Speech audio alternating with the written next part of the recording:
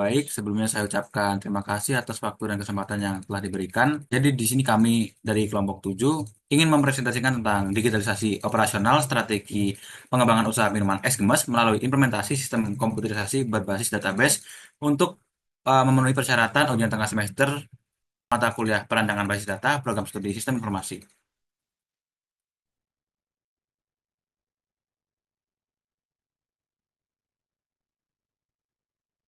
Di sini saya Jaya Yongki Fernando dengan nomor induk mahasiswa 241509142. Dan di sini saya tidak sendiri, saya ditemani oleh rekan kelompok saya. Perkenalkan nama saya Igede Narendrasa dengan NIM 2415091086.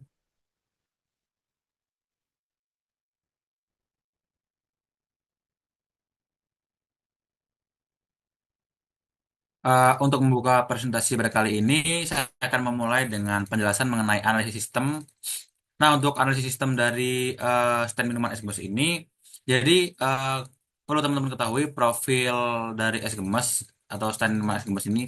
Jadi es gemas ini adalah sebuah stand minuman yang menawarkan berbagai macam-macam minuman dengan beraneka rasa seperti rasa beng-beng, ada rasa coklat, ada rasa taro, ada rasa matcha, dan berbagai varian rasa lainnya. Jadi usaha ini dikelola oleh seorang pemilik atau bos dan didukung oleh tiga orang staf yang bertugas sebagai pengirim stok barang termasuk bubuk perasa, gelas atau cup, tusuk kental manis, dan bahan baku lainnya yang diperlukan untuk operasional stand minuman. Nah, stand minuman es gemas ini telah berhasil menarik perhatian konsumen dengan variasi rasa yang unik dan beragam. Namun, dalam personal sehari-harinya, es gemas masih menggunakan metode pencatatan manual untuk berbagai aktivitas bisnis penting, termasuk seperti contoh pencatatan pengiriman stok barang dari staf ke stand, pendataan persediaan stok barang yang tersedia, pembuatan laporan penjualan harian dan bulanan yang masih menggunakan metode manual yang kami rasa tuh masih kurang terstruktur. Nah, jadi selain tiga orang staf, ada juga satu orang karyawan yang nantinya akan menjalankan atau melakukan operasional terhadap stand minuman es gemas ini. Nah, jadi proses pengelolaan stok barang saat ini dilakukan secara manual, di mana pemilik atau bos menginstruksikan staf untuk mengecek ketersediaan bahan baku ketika stok dinilai menipis. Nah, di sini pemilik akan memesan stok baru dan para staf akan mengambil dan juga mendistribusikan atau mengirimkan stok tersebut ke stand minuman. Nah, di sini pencatatan keluar masuk barang itu dilakukan pada buku catatan atau fisik, di mana metode ini sangat rentan atau rawan terhadap kesalahan seseorang dan eh, dapat juga terjadi kehilangan data. Nah, ketika pelanggan melakukan pemesanan, karyawan stand akan mencatat pesanan pada sebuah nota. Proses pembuatan minuman dilakukan dan setelah pembayaran, transaksi dicatat pada buku penjualan harian. Tidak ada sistem yang terstruktur antara catatan penjualan dan pengurangan stok bahan baku yang digunakan. Jadi nantinya di akhir hari pemilik atau karyawan stand akan merekap total penjualan dan menghitung keuntungan juga secara manual. Nah, jadi laporan bulanan dibuat dengan menjumlahkan data penjualan. eh Data penjualan ini adalah data penjualan harian dan nanti akan ditotalkan.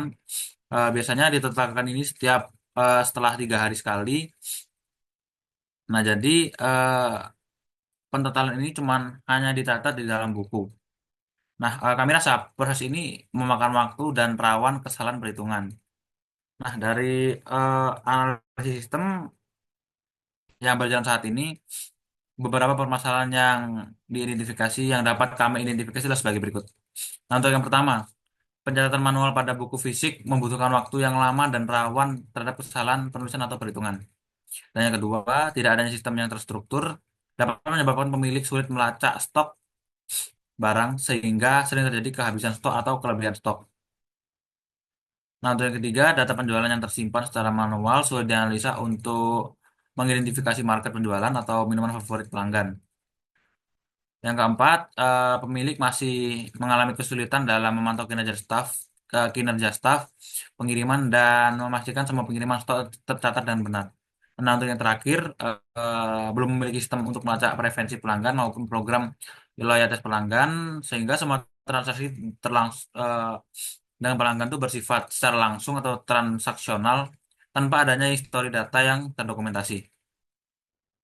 Jadi berikut merupakan dokumentasi yang kami lakukan saat melakukan wawancara dengan salah satu karyawan pada perusahaan atau stand minuman es gemes.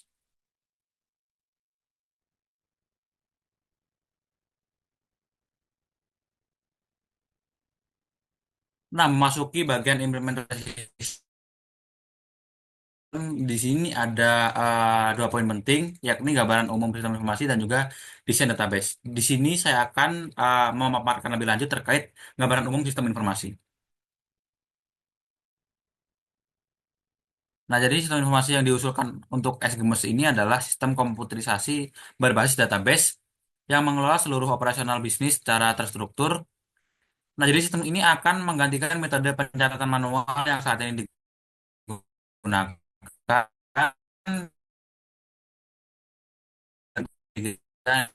lebih efisien dan akurat, mencakup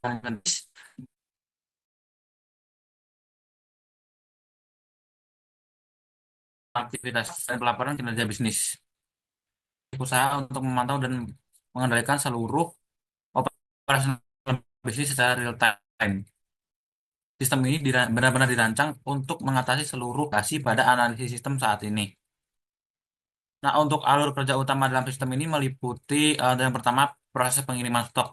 Nah, jadi di proses pengiriman stok ini pemilik akan membuat permintaan stok dalam sistem dan staf pengirim akan menerima notifikasi pengiriman, staf akan melakukan pengiriman dan mencatat dalam sistem, lalu sistem otomatis memperbarui inventory saat pengiriman dikonfirmasi. Untuk selanjutnya ada proses penjualan. Nah, di proses penjualan ini pelanggan melakukan pemesanan, karyawan mencatat pesanan dalam sistem, lalu sistem secara otomatis mengupdate stok yang terpakai, pelanggan melakukan pembayaran yang tercatat dalam sistem, dan struk dicetak untuk pelanggan. Lanjut ada pemantauan inventory. Nah, untuk pemantauan inventory ini, sistem memberikan notifikasi saat stok mencapai batas minimal. Pemilik dapat memantau pergerakan stok secara real time. Lalu laporan penggunaan bahan baku tersedia untuk analisis. Nah, untuk yang terakhir ada pelaporan. Di pelaporan ini sistem menghasilkan laporan penjualan harian dan bulanan secara otomatis. Lalu analitik bisnis tersedia untuk melihat tren dan performa produk. Dan yang terakhir dashboard eksekutif untuk pemantauan bisnis oleh pemilik. Dapat dilanjut.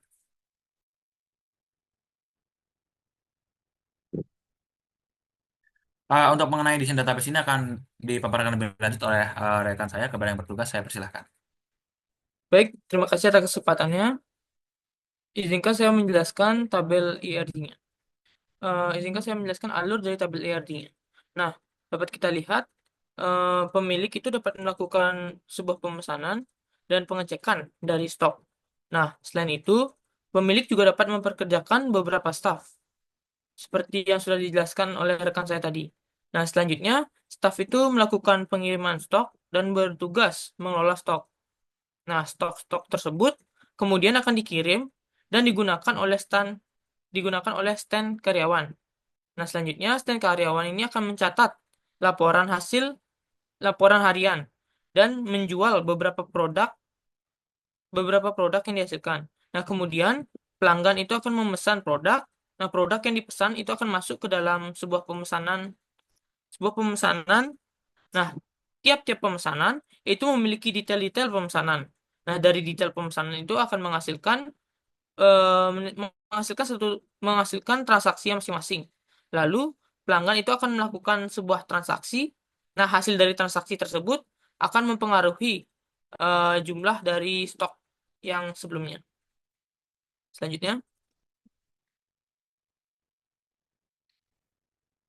baik di sini saya akan menyampaikan konversi dan normalisasi 3ND, eh, 3NF eh, pada tabel IRD yang telah kami rancang.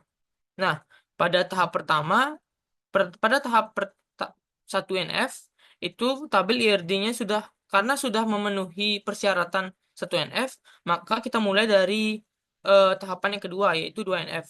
Nah, pada tahapan 2NF ini terjadi pemisahan tabel. Pemisahan tabel, detail pengiriman, dan stok stand. Nah, stok stand dari tabel aslinya atau tabel awalnya. Nah, selanjutnya masuk ke hasil dari tabel-tabel yang dihasilkan dari 2ND akan masuk ke tahapan 3ND. Nah, pada 3NF. Nah, pada tahapan 3NF, eh, tabel-tabel 2NF itu terjadi pemisahan lagi. Yang terjadi pemisahan pada tabel laporan laporan pada tabel laporan menjadi tabel baru, yaitu tabel detail laporan. Nah, selanjutnya akan disampaikan oleh rekan saya. Baik, saya ucapkan terima kasih kepada rekan saya atas pemaparannya. Di sini saya akan melanjutkan pemaparan dari rekan saya terkait data.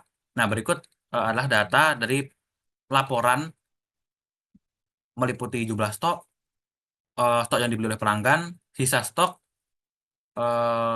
nominal uang yang didapatkan dari hasil penjualan, dan juga eh, jumlah keseluruhan stok yang telah laku.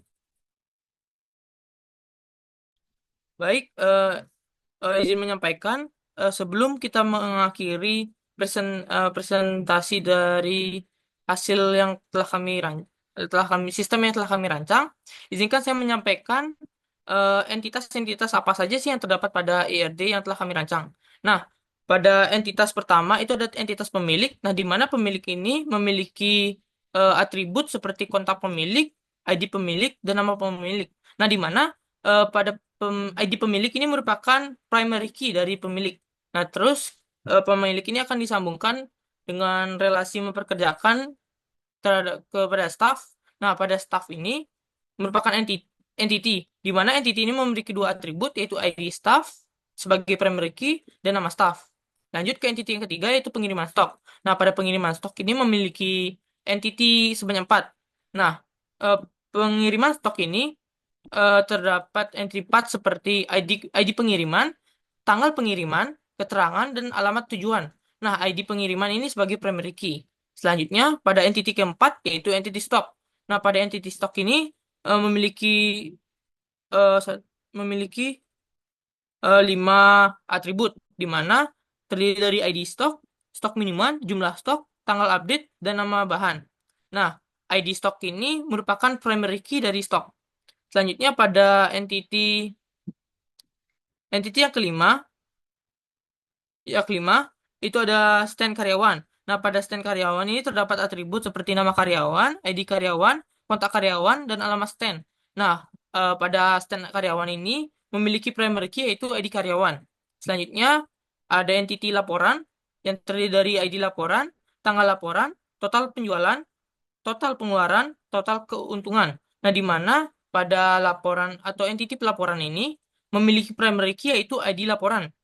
Selanjutnya, pada entity pelanggan, entity pelanggan cuma memiliki dua atribut, yaitu ID pelanggan dan nama pelanggan. Nah, ID pelanggan ini merupakan primary key dari pelanggan. Selanjutnya, pada produk memiliki dua, maaf, produk memiliki tiga atribut, yaitu ID produk, nama produk, dan harga. Nah, ID produk ini merupakan primary key dari produk. Selanjutnya, pada pesanan, pesanan ini memiliki primary key, yaitu ID pesanan, dan atribut lainnya yaitu tanggal pesanan dan total harga. Dan selanjutnya ada detail pesanan. Detail pemesanan ini memiliki primary key, ID detail, nah, dan memiliki atribut lain seperti subtotal dan jumlah produk. Dan yang terakhir itu ada transaksi. Nah, transaksi ini memiliki tiga transaksi ini memiliki tiga atribut, yaitu ID transaksi, tanggal transaksi, dan total bayar. Nah, ID transaksi ini merupakan primary key dari transaksi. Sekian, bisa dilanjutkan oleh rekan saya. Baik, jadi pemaparan rekan saya terkait entitas dalam desain ARD akan sekaligus menjadi penutup presentasi kita pada kali ini. Bila mana ada tutur kata maupun perbuatan kami yang kurang berkenan, kami mohon maaf yang sebesar-besarnya. Semoga apa yang kami sampaikan dapat menambah pengetahuan serta wawasan bagi teman-teman. Akhir kata kami ucapkan terima kasih dan salam hormat.